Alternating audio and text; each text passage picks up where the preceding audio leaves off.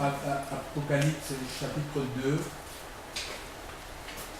à partir du premier verset, voilà, donc nous allons lire, oui, jusqu'au verset 7. Si quelqu'un n'a pas, je peux lire Apocalypse chapitre 2. Écrit à l'ange de l'église d'Éphèse, voici ce que dit celui qui tient les 7 étoiles dans sa main droite, celui qui marche au milieu des 7 chandeliers d'or. Je connais tes œuvres, ton travail et ta persévérance. Je sais ce que tu ne peux supporter, les méchants, que tu as éprouvé ceux qui se disent apôtres et qui ne le sont pas, et que tu les as trouvés menteurs, et que tu as de la persévérance, que tu as souffert à cause de mon nom, et que tu ne t'es point lassé. Mais ce que j'ai contre toi, c'est que tu as abandonné ton premier amour. Souviens-toi donc d'où tu es tombé, repens-toi et pratique tes premières œuvres, sinon je viendrai à toi et j'ôterai ton chandelier de sa place, à moins que tu ne te repentes. Tu as pourtant ceci, c'est ce que tu es, les œuvres des Nicolai,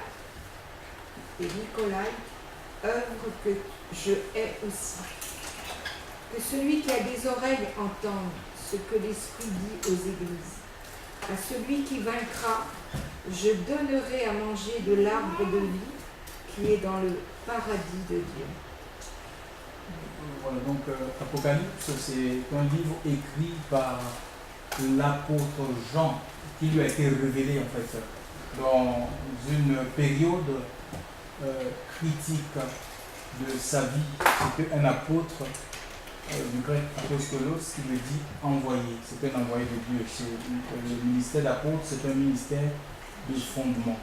Donc c'est quelqu'un que Dieu utilisait pour édifier l'Église, pour bâtir les âmes dans la saine doctrine. Et cet homme, à un moment donné de sa vie, il a été incompris, chers frères et sœurs, et il s'est retrouvé en prison à cause de l'amour de Jésus. Il n'était pas en prison suite à un détournement de fonds publics, non, parce qu'il avait pris position malgré les persécutions, malgré les outrages, malgré les difficultés. Il avait pris position pour Dieu et on l'a mis en prison dans les chaînes. Et c'est là, avec d'autres prisonniers en prison, qu'il va vivre ce que ses co-détenus ne vivront pas.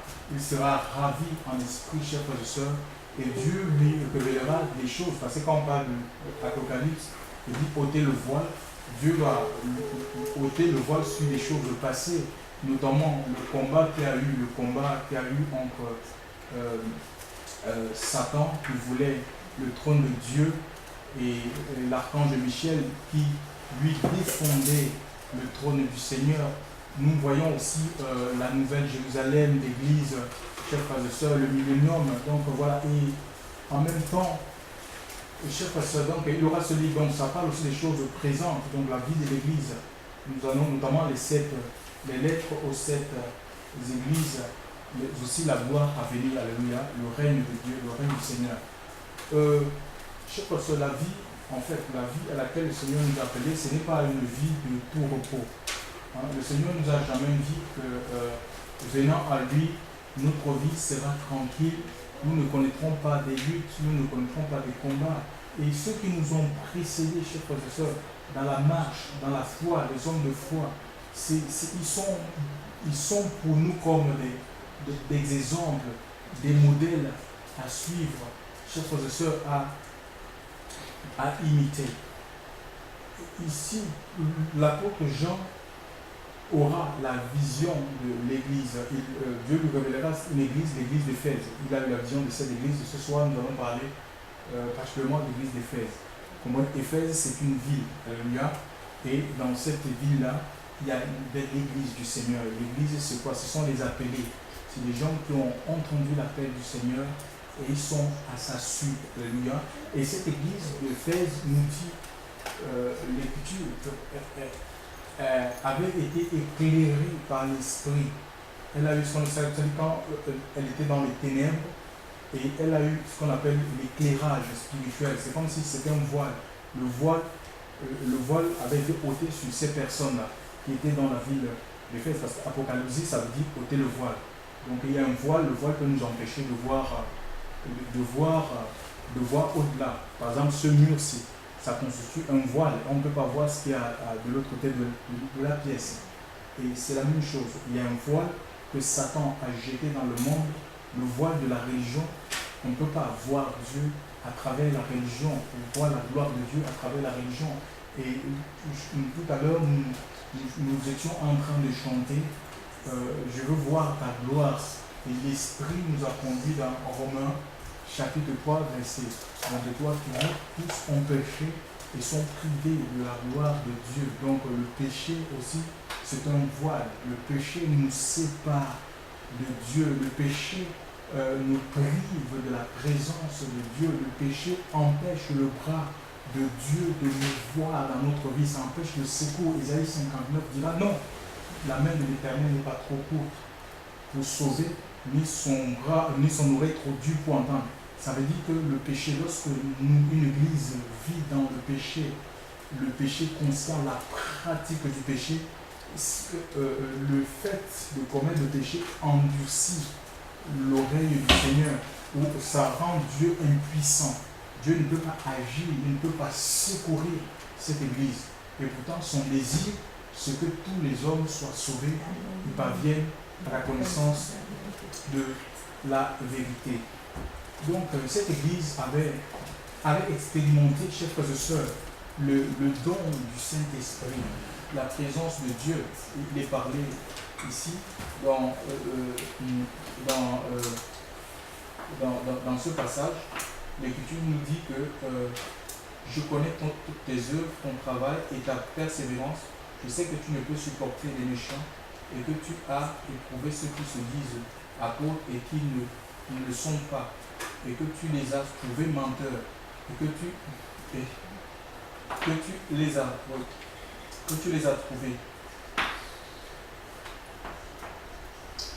apôtres et qui ne le sont pas, et que tu les as trouvés menteurs, que tu as de la persévérance, que tu as souffert à cause de mon nom et que tu ne t'es point lassé. Mais ce que j'ai contre toi, c'est que tu as abandonné ton premier amour. Souviens-toi donc d'où tu es tombé. En fait, cette église avait expérimenté l'amour de la vérité. Alléluia. Donc elle ne pouvait pas, à cause de cet amour-là, elle ne pouvait pas supporter le mensonge. Alléluia. Elle ne pouvait pas être complice, chers frères et sœurs, de la fausseté. Elle ne pouvait pas conspirer contre le mal. C'est impossible. Ça, l'Esprit de Dieu. Quand on a l'Esprit de Dieu, il nous est difficile. On ne peut pas s'attacher au mal, on ne peut pas faire des plans contre les frères, contre les sœurs. C'est impossible. Alléluia. Donc, cette église, en même temps, avait expérimenté, je sais pas, les puissances à venir. Donc, il y avait des guérisons, des délivrances, des restaurations qui se passaient qui se produisaient au sein de cette communauté. Alors, et en même temps, à cause de cet amour, vous savez, quand le premier amour, on est brûlant pour Dieu. Cette église était brûlante pour le Seigneur. Je ne sais pas, rappelez-vous quand Christ se révélait à votre cœur, comment on est tout feu, tout flamme pour Dieu, chers frères et sœurs. Et c'était la situation de cette église. Elle avait supporté, chers frères et sœurs, beaucoup de combats, des luttes, de l'opposition, chers frères et sœurs, mais elle est restée persévérante. Elle est restée attachée au Seigneur, malgré l'opposition, malgré les critiques, malgré les incompréhensions, chers frères et sœurs, malgré les calomnies, chers frères et sœurs. Cette église, elle est restée. Mais à un moment donné de sa vie, puisque, frère, ce n'est pas parce que nous avons vaincu le diable dans un domaine que Satan va croiser les bras. Puisque le Seigneur n'est pas encore là, le diable, il ne vient pas, soit directement ou indirectement, ça peut être par des songes. Satan peut venir dans notre maison pour nous troubler avec des visions dans notre sommeil. Il peut venir s'attaquer à nous ou il peut il peut utiliser des gens, il peut conditionner des personnes, chers frères et sœurs, pour s'opposer à notre vie. Et le plus souvent, il le passe par les membres de nos familles pour nous détacher, pour nous éloigner de la voie de la vérité. Ici, l'Écriture, le Seigneur dit que cette église est tombée. Et pourtant, le Seigneur va congratuler cette église. Il va dire, je connais tes œuvres. Donc, c'était les œuvres de justice, ce n'était pas les œuvres charnelles, chers frères et sœurs, que cette église produisait. C'était poussé par le Saint-Esprit que cette église agissait et témoignait, chers frères et sœurs. Elle accomplissait la volonté de Dieu. En même temps, chers frères et sœurs, le Seigneur dit, je connais ton travail et travailler à son salut. Et c'est l'église qui se remettait en question. Ce n'était pas une église qui était établie dans sa propre justice et dit, moi je suis parfait, tout le monde est faux. Je suis la meilleure église, un peu comme nous voyons aujourd'hui. C'est nous qui sommes la meilleure église. Toutes les églises sont dans l'erreur. C'est seulement nous qui avons dit non. C'est une église qui se remettait constamment en question, chers frères et sœurs. Sa relation, sa foi, elle éprouvait elle-même sa foi. Elle éprouvait sa marche pour voir si elle est dans la vérité de la parole du Seigneur. Éphèse avait reçu, expérimenté le toucher de Dieu. C'était l'église. L'église, ce n'est pas un bâtiment, ce n'est pas une structure. Éphèse, ce n'est pas le nom d'une dénomination, hein. C'est le nom d'une ville. Et c'est des personnes qui avaient été touchées par le Seigneur, qui vivaient dans cette ville. C'était vraiment des enfants de Dieu. Et on est enfants de Dieu parce que nous avons reçu l'Esprit du Seigneur. Alléluia. On n'est pas enfant, on n'est pas, je ne sais pas, on n'est pas catholique, on n'est pas protestant, on n'est pas adventiste, on n'est pas évangéliste, on est enfant de Dieu. Pourquoi? Parce que nous avons cru dans le Seigneur et que nous avons reçu Christ en nous. À tous ceux qui l'ont reçu, à ceux qui croient en son nom, il leur a donné le pouvoir de devenir enfant de Dieu. Il n'a pas donné le pouvoir de devenir catholique, de devenir protestant, de devenir évangélique, pentecôtiste. Il dit, il a donné le pouvoir de devenir enfant de Dieu. Alléluia. Membre du corps de Christ, lui étant la tête. Alléluia. Celui qui donne la direction, celui qui doit diriger, chers frères et sœurs. Alléluia.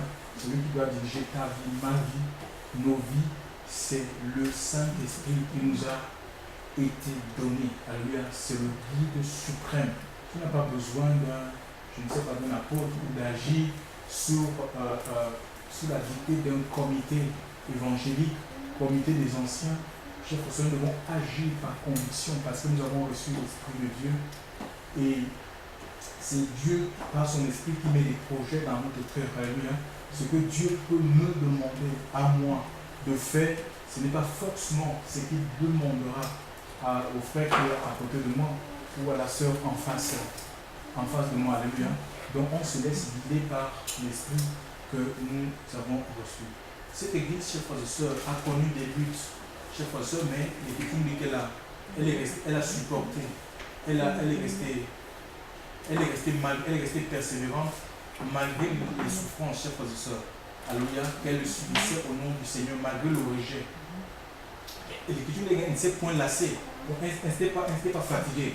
Pourquoi? Parce qu'il y avait le premier amour, le zèle, elle était zélée, chers frères et sœurs. Il y avait ce feu en son sein, alléluia. Et nous avons besoin de retrouver le feu de Dieu. L'Église a besoin de retrouver le feu, chers frères et sœurs. Sans le feu du Seigneur, on ne peut pas être zélé pour les choses de Dieu, chers frères et sœurs. Sans le feu de Dieu, on ne peut pas être zélé pour le témoignage à la rue, chers frères et sœurs. Sans le feu de Dieu, on ne peut pas être zélé ni pour le jeûne, ni pour la vie de prière. Nous avons besoin que vraiment le Seigneur ravive, chers frères et sœurs, la flamme de son esprit en nous. Et c'est l'Esprit de Dieu qui va nous porter à jeûner, à témoigner, chers frères et sœurs, à obéir, à mener une vie d'obéissance, à méditer la parole, à aimer la parole de Dieu. Le Seigneur va dire, mais ce que j'ai contre toi, c'est que tu as abandonné ton premier amour. Souviens-toi donc d'où tu es tombé, repens-toi et pratique les premières œuvres. Donc en fait, le Seigneur dit, voilà, en même temps il dit, j'ai quelque chose contre cette église, parce que, vous voyez, le Seigneur, quand il se révèle à une église, il se révèle tel que l'église est. Si l'église est refroidie, le Seigneur va parler du refroidissement. Hein? Dieu ne parlera pas de la prospérité, c'est impossible. Si le Seigneur voit que l'église est dans un état de péché, il va donner un message de repentance. C'est comme ça, quand vous lisez les lettres aux 7 églises, vous conviendrez avec moi que le message qui est adressé à l'église d'Éphèse est différent de celui qui est adressé à l'église de Thyatire, de Smyrne. Celui qui est adressé à l'église de Smyrne et Thyatire est complètement différent de celui qui est adressé à l'église de Pergame, de Laodicée, chers frères et sœurs, de Philadelphie. Donc les messages sont contextualisés. Alléluia.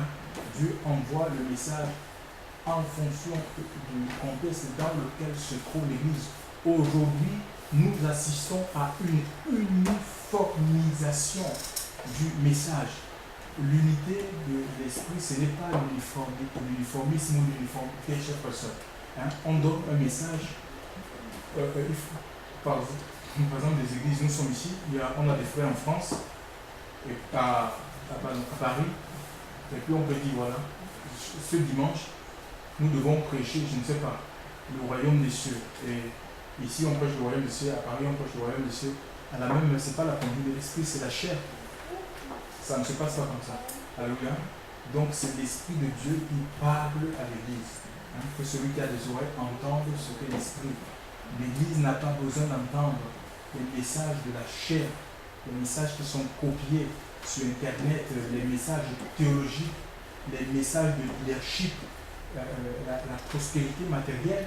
Aucun apôtre n'a prêché ce genre de message. Mais l'Église, pour qu'elle soit forte, pour qu'elle soit dans le feu de Dieu, dans la présence du Seigneur, chers frères et sœurs, dans le dynamisme, elle a besoin d'entendre que la voix de l'Église. Alléluia.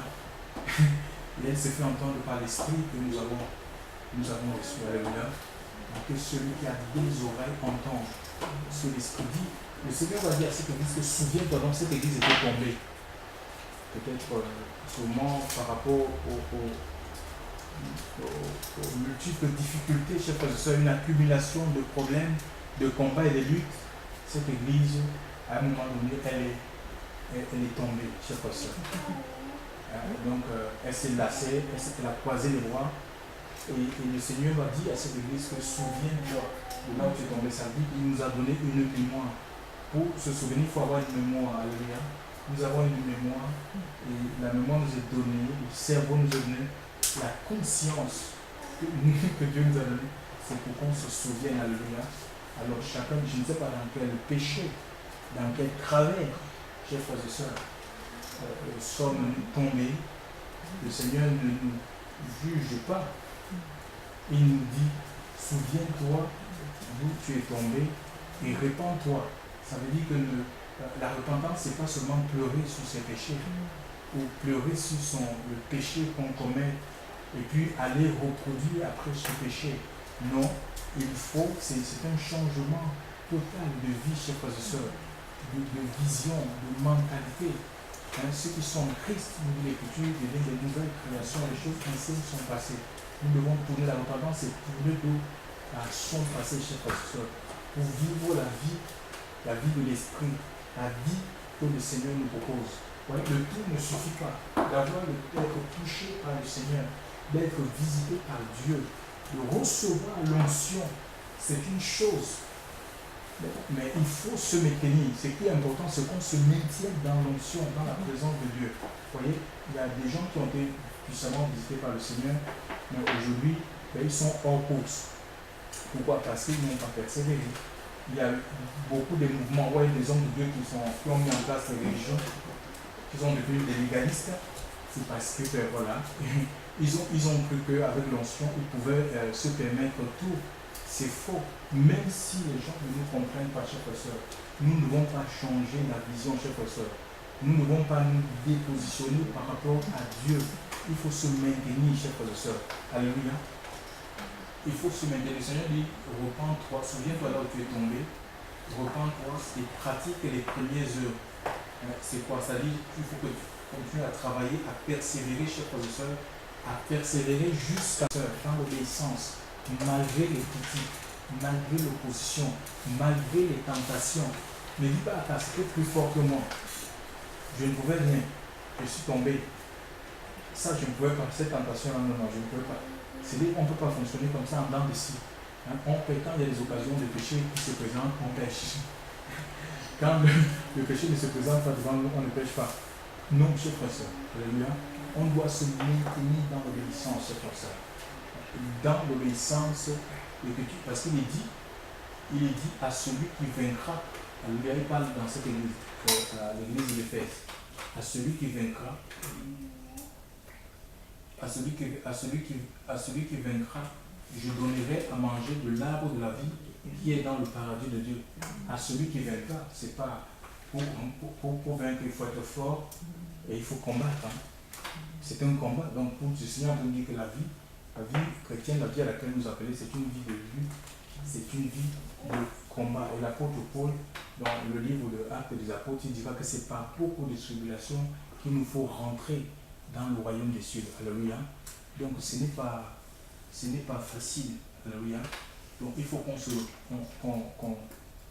repente de nos péchés, si on a péché, qu'on abandonne ce péché, chers frères et sœurs. Parce que si le péché n'est pas abandonné, s'il le reproduit, on ne peut pas progresser, on ne va pas progresser, on ne va pas prospérer spirituellement. Hein? Ça sera une entrave, chers frères et sœurs, à la prospérité spirituelle. Nous allons mener une vie routinière, une vie monotone, et cette vie même va nous fatiguer, chers frères et sœurs. Alléluia. Et Dieu dit, souviens-toi d'où tu es tombé, et repens-toi et pratique les premières œuvres. Hein? Pratique les premières œuvres, tes premières œuvres. Sinon, je viendrai à toi et j'ôterai ton chandelier de sa place, à moins que tu ne te repentes. Chers frères et sœurs, c'est fort, hein? Il dit, sinon, je viendrai dans sa vie que si tu t'obstines à rester dans la vie de péché, dans la pratique du péché, dans le doute, dans l'incrédulité, si tu t'obstines, chers frères et sœurs, ouais, il y a beaucoup de gens qui sont en colère contre Dieu. Ce n'est pas forcément qu'ils tombent dans des péchés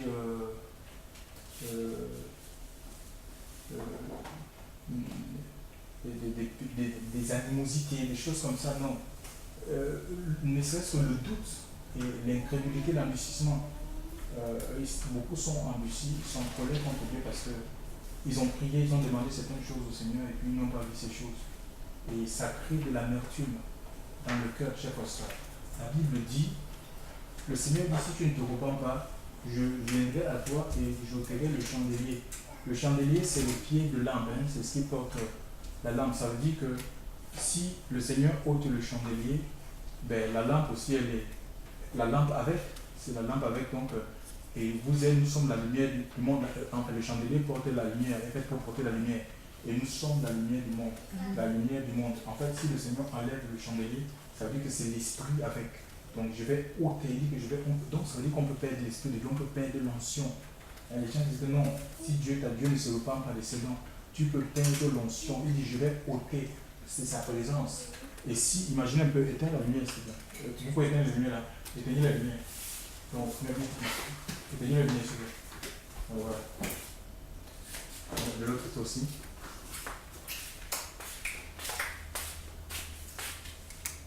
Oui, le Seigneur dit, voilà, regardez, on est dans le noir. Il dit, je vais ôter. Le Seigneur dit, si tu ne te repens pas, je fais quoi? Je viendrai à toi et je vais ôter le chandelier, ça dit sa présence. Je vais enlever ma présence de ta vie. Et quand la présence de Dieu n'y est plus, c'est quoi? C'est le règne, c'est les ténèbres. Hein? Et les ténèbres, c'est quoi? C'est Satan. C'est le règne du diable. C'est le règne de Satan. Vous voyez, un peu, nous sommes dans le noir là. On n'arrive même pas à se reconnaître. Bon, c'est vrai qu'il fait un peu jour. Hein? Il ne fait pas trop nuit. Voilà, donc rallumez s'il vous plaît. Donc, quand le chandelier est ôté, quand la lumière de Christ est partie de notre vie, chers frères et sœurs, c'est le règne de Satan. C'est le règne de Satan c'est le règne de Satan dans l'église. C'est Satan qui règne. Et il va dire ceci.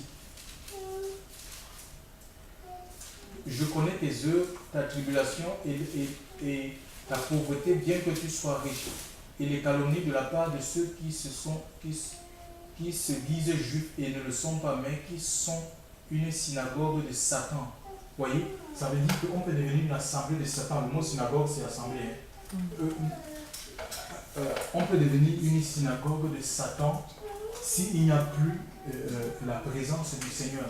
Et beaucoup de communautés sont dirigées comme ça par le serpent, sont complètement plongées dans les ténèbres. Vous savez, dans les ténèbres, l'Écriture nous parle de l'Égypte, qu'il y avait des ténèbres dans le pays de Goshen, dans toute l'Égypte, et c'était le pays de Goshen d'une épaisseur telle que les gens ne pouvaient pas se reconnaître. Mais regardez ce qui se passe aujourd'hui. Les ténèbres dans les familles. C'est l'absence, quand on parle de ténèbres, c'est l'absence de toute moralité. Il y a des parents qui violent leurs propres enfants, ils mettent les enfants au monde des accouchements sexuels dans les familles. Le beau-père va avec la belle-fille, la belle-fille va avec, le beau-fils va avec la belle-mère. C'est des choses qui se vivent. Les hommes qui vont avec les hommes, les femmes avec les femmes, le dérèglement, chers soeurs, avec les animaux.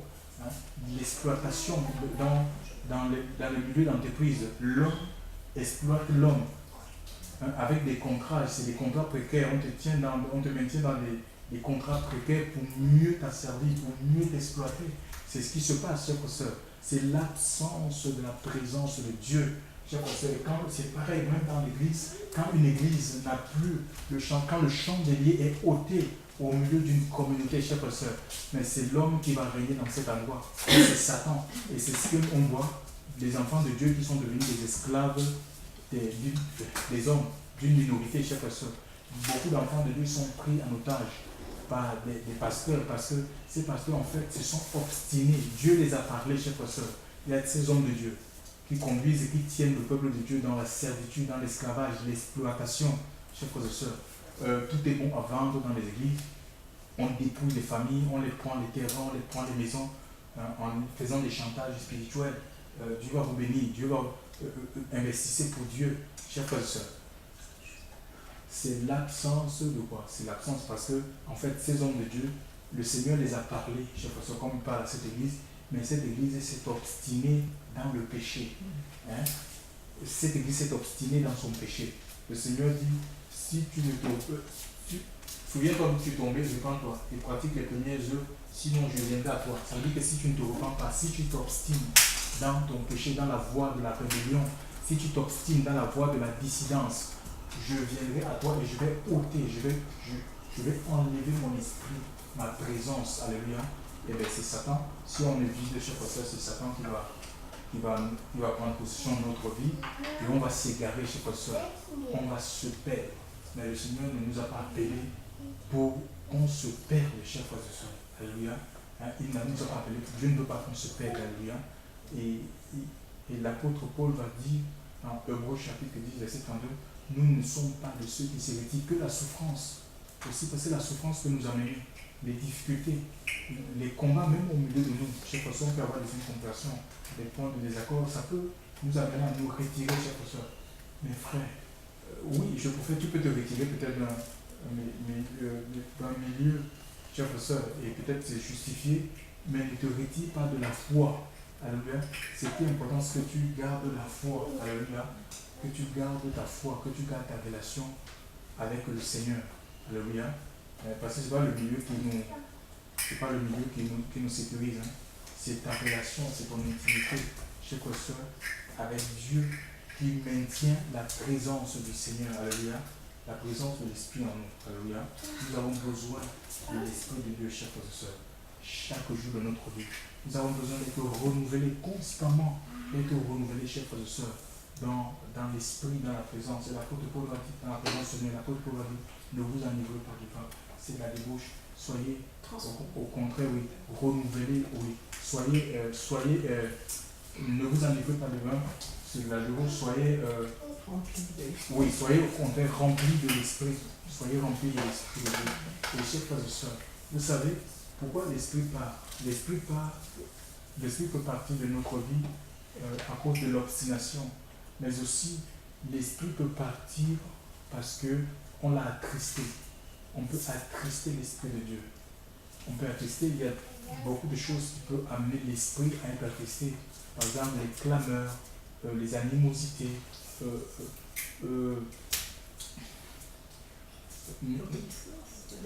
la désobéissance, oui. La désobéissance. L'Esprit te donne une direction, toi tu ne veux pas, tu dis non. Je ne veux pas. L'Esprit te dit, je te veux dans tel endroit, il faut que tu ailles dans tel endroit, tu dis non. L'Esprit t'impose un métier, tu dis non. Et puis on dit, on a le Seigneur comment? Le Seigneur dit, prenez mon joug sur vous. L'Esprit, c'est le joug, c'est un joug que Dieu a mis en nous. Il faut qu'on accepte ce joug, chers frères et sœurs. C'est lui qui nous impose, il nous impose des choses, il nous impose des relations. Il faut accepter ces relations, des collaborateurs. C'est l'Esprit qui t'impose des collaborateurs, des personnes. Ça ne sera forcément pas des personnes que toi tu apprécies, mais tu es obligé à faire avec. Les 12 que Jésus avait choisis, c'était le choix du Père. Il avait prié et c'est Dieu qui lui a imposé ces personnes. La même chose avec Moïse. Josué qui a succédé à Moïse, c'est Dieu qui a imposé Josué à Moïse. Ce n'était pas le choix de Moïse. Alléluia. Donc Dieu nous impose des choses. Dieu t'impose, si tu marches avec Dieu, si tu demandes une femme, Dieu va t'imposer une femme. C'est comme ça que ça se passe. Alléluia. Il n'y a pas forcément de désaccord, parce que quand on le voit dans la Bible, oui, mais ça marche. Moïse avec Josué, ça marchait bien. Oui, ça va bien marcher, oui, c'est comme ça, oui. Parce que Dieu sait toutes choses. Paul aussi avec Barnabas. Oui, ça marche bien. Ça marche bien, ça finit par marcher parce que les choix de Dieu sont parfaits. Donc, il faut accepter les choix de Dieu. Alléluia. C'est ça la conduite de l'Esprit. C'est une conduite contraignante. Et beaucoup, l'Esprit est parti parce qu'ils n'ont pas voulu être dirigé par l'Esprit de Dieu. Mais pourtant, il nous a dit qu'il conduira dans toute la vérité. C'est l'Esprit qui nous conduit. On doit arrêter de se laisser conduire, de se laisser guider par nos pensées, chers frères et sœurs. Les pensées de la chair.